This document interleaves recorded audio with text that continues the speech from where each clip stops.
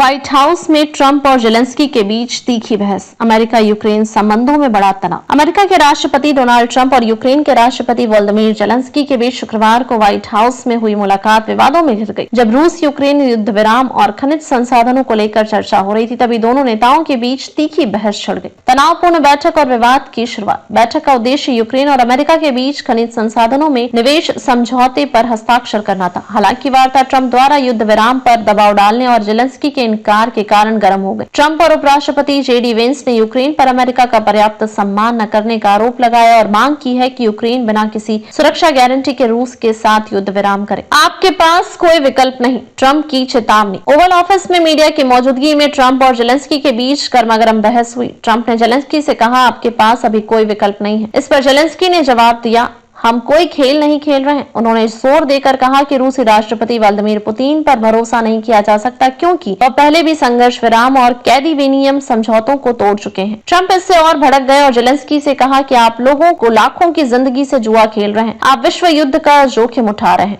Trump ने press conference रद्द की, जेलेंस्की को व्हाइट हाउस छोड़ने को कहा। इस बहस के बाद ट्रंप ने जेलेंस्की के साथ प्रस्तावित संयुक्त प्रेस कॉन्फ्रेंस को रद्द कर दिया और उन्हें व्हाइट हाउस से जाने को कहा। उन्होंने सोशल मीडिया पर लिखा, जेलेंस्की ने अमेरिका का अपमान किया है, वह तब वापस आए जब वह शांति के लिए तैयार। यूक्रेन के लिए बड़ा झटका, निवेश समझौता रद्द। इस बैठक से पहले अमेरिका और यूक्रेन के बीच एक ऐतिहासिक निवेश समझौते पर हस्ताक्षर होने वाला था, जिसके तहत यूक्रेन अपने तेल, गैस और खनिज संसाधनों के 50% राजस्व को अमेरिका के साथ साझा करता। यह समझौता अमेरिका को यूक्रेन में निवेश का अवसर देता और ट्रंप को यूक्रेन के लिए सुरक्षा सहायता जारी रखने के लिए प्रेरित करता। लेकिन इस विवाद के चलते यह डील अब पूरी तरह से टूट गई है। यूरोपीय नेताओं ने जेलेंस्की के साथ दिया। इस विवाद के तुरंत बाद यूरोप के कई नेताओं ने यूक्रेन के प्रति समर्थन जताया। पोलैंड के प्रधानमंत्री डोनाल्ड टस्क, प्रिय यूक्रेनी दोस्तों, आप अकेले नहीं हैं। स्पेन के प्रधानमंत्री पेड्रो सांचेज, यूक्रेन स्पेन आपके साथ है। जर्मनी के विदेश मंत्री एनालेना बेयरबॉक, जर्मनी और यूरोप आपके साथ खड़े हैं। स्वीडन के प्रधानमंत्री उल्फ क्रिस्टरसन, यूक्रेन आप सिर्फ अपनी आजादी के लिए नहीं बल्कि पूरे यूरोप के लिए लड़ रहे हैं। जेलेंस्की ने दी सफाई, लेकिन माफी से किया इनकार। बैठक के बाद जेलेंस्की ने अमेरिका के प्रति आभार जताते हुए एक्स पर लिखा, धन्यवाद अमेरिका, धन्यवाद राष्ट्रपति, कांग्रेस और अमेरिकी जनता।